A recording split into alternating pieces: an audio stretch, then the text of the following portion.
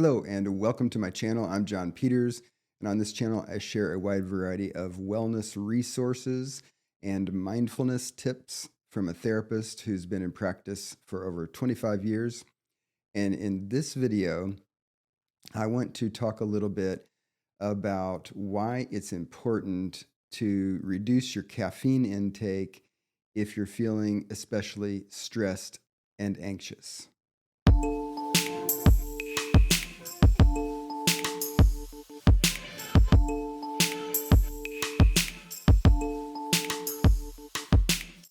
Okay, so in this video, I want to talk a little bit about caffeine. Caffeine is actually the number one used drug by humans on the planet, right? And I'll be honest, I like my coffee. I am drinking a coffee this morning, like I do most mornings. But, as a therapist, in my initial session with people, I always ask if someone is using caffeine. I ask if someone's taking that in via coffee or tea or sodas or any other method, chocolate, one of my favorite methods actually.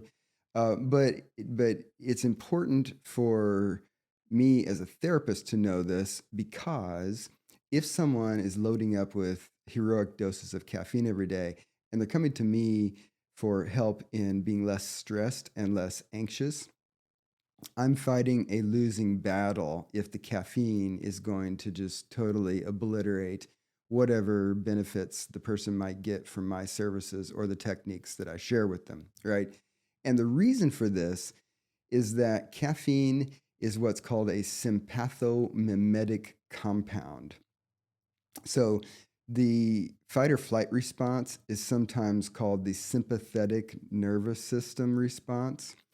And so the sympathomimetic compounds are chemicals that when we take them in, they just go ahead and trigger the stress response. Even if we're mentally not focused on or mentally triggered by a stressful event or perception, we don't think we're in danger, but our body's going to go ahead and ramp up that stress response just because that compound is on board, right? There are other sympathomimetic compounds. For example, steroids is a common one that people take. If people are taking steroids for a health condition, steroids do trigger the stress response as well. So people tend to report that they feel more anxious when they're taking steroids, right?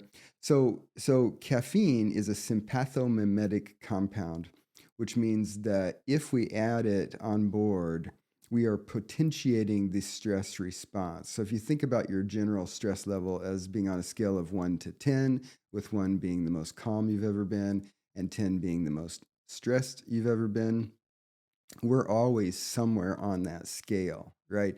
And if we take caffeine in, we are going to push ourselves up the scale a little bit, right? Now, hopefully, we don't push ourselves too high and have frank anxiety because we overshoot.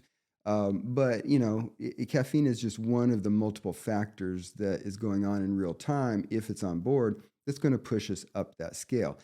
Now, if we have lots of margin, so we're not flying too high and where triggers would trip us up over our threshold of subjective anxiety and functioning, then it doesn't matter too much. So if we're slightly more potentiated with our stress response, so what? We've still got a lot of margin, right? But the problem is that when people present with frank anxiety and they say, I am subjectively miserable because I am so anxious, that the reason that we therapists ask about caffeine is that we've got to add in margin any ways we can. And reducing your caffeine intake is actually one of the most straightforward and simple ways to add in margin and be less anxious so that whatever else you're doing, wellness techniques, talking to a therapist, implementing mindfulness practice, I hope, all those things are going to work better for you if you reduce the margin because caffeine really can induce the stress response even in someone who's not stressed. They did a study one time, this is about 25 years ago or so, but they set up an espresso machine and they recruited people into the study. And what they did was they took people who were not regular caffeine drinkers. So they weren't coffee drinkers or soda drinkers. They were assumed to not have any tolerance for any special tolerance for caffeine. So they took the subjects in the study, they set up an espresso machine, and they gave them a shot of espresso. They waited a short time and they gave them a second shot of espresso, and so on and so on.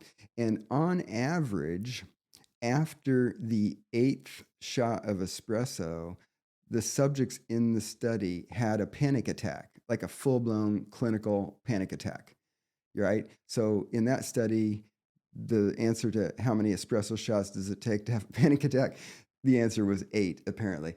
But the point is that these were people that weren't stressed out about anything, right? They weren't making them have a panic attack by making them, use a bungee cord off of a 100-foot drop, or having them be chased by wild dogs or something. They were just drinking espresso and they had a panic attack. So it's important to examine your caffeine intake if you're subjectively anxious and you want to be less anxious, right? However, I will say, although caffeine withdrawal is not a medical crisis ever, if you are a regular caffeine drinker and you cut down too quickly, and you may have noticed this if you've done this in the past, but if you cut down too quickly, you're going to have caffeine withdrawal symptoms. And commonly people will get headaches, feel kind of general malaise. Even some people will get kind of that body achy malaise feeling like you do when you have the flu. So to avoid any flu-like symptoms, if you cut down your caffeine intake, then do it progressively. So I tend to recommend that people in my practice, if they're anxious and I'm recommending reduction in caffeine intake, I tend to recommend that over the first week that you reduce your caffeine intake by about 25%. Because the thing about caffeine tolerance is caffeine is a water-soluble molecule that temporarily binds to what are called adenosine receptors in your body. And it binds there, which is what gives you the effects of caffeine. And then it unbinds and you flush it. It's water-soluble, you flush it out of your kidneys, right?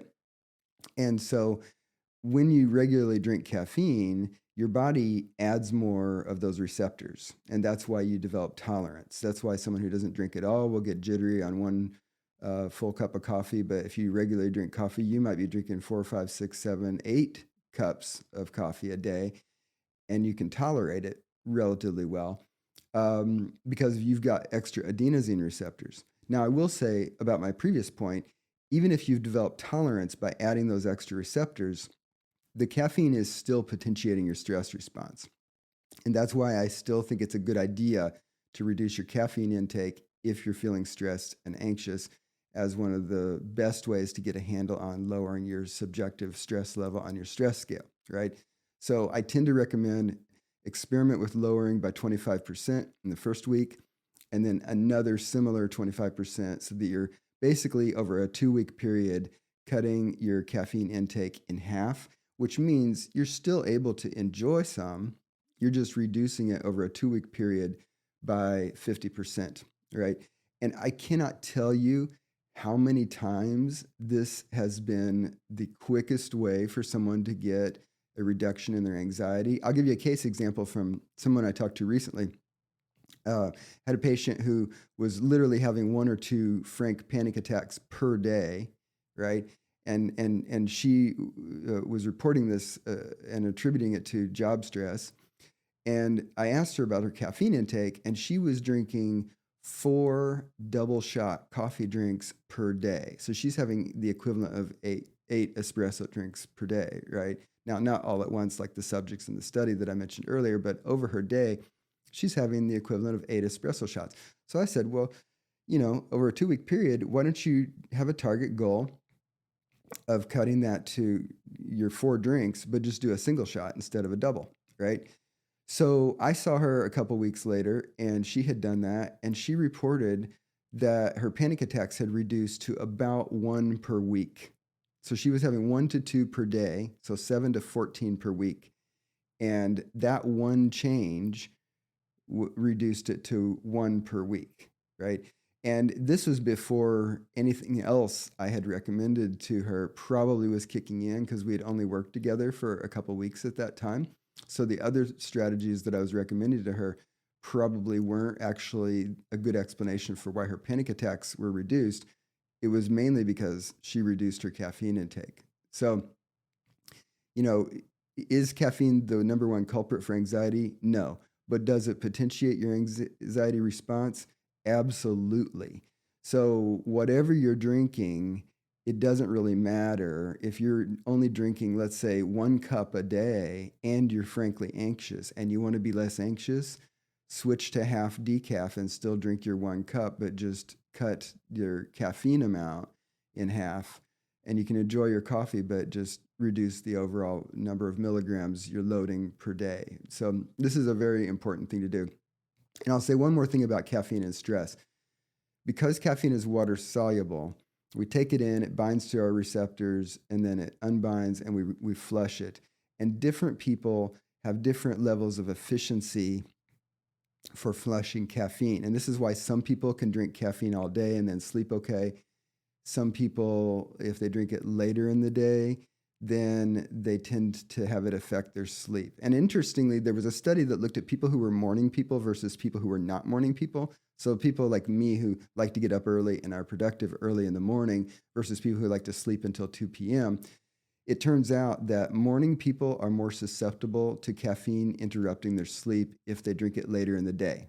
So like I'm a morning person. If I drink a cup of coffee after dinner, it will keep me up that night. But people who are not morning people apparently are more protected. I guess they're more efficient flushers of caffeine. But in any case, you can know this about yourself. Just know how late in the day you can drink it and have it not affect your sleep. And that just gives you your answer for you. Now, again, don't load up too much on any particular day because it's going to potentiate your stress response. But try this out. If you're a caffeine drinker and you're anxious, try my experiment, cut by 25 to 50% over a 2-week period and see how it works for you. And, if it works for you, leave me comments in the below, and I'd love to get feedback about that experiment. And as in general, if you like this kind of content, feel very free to like the video and check back with my channel because I'm going to keep uploading more videos in the future. Thanks.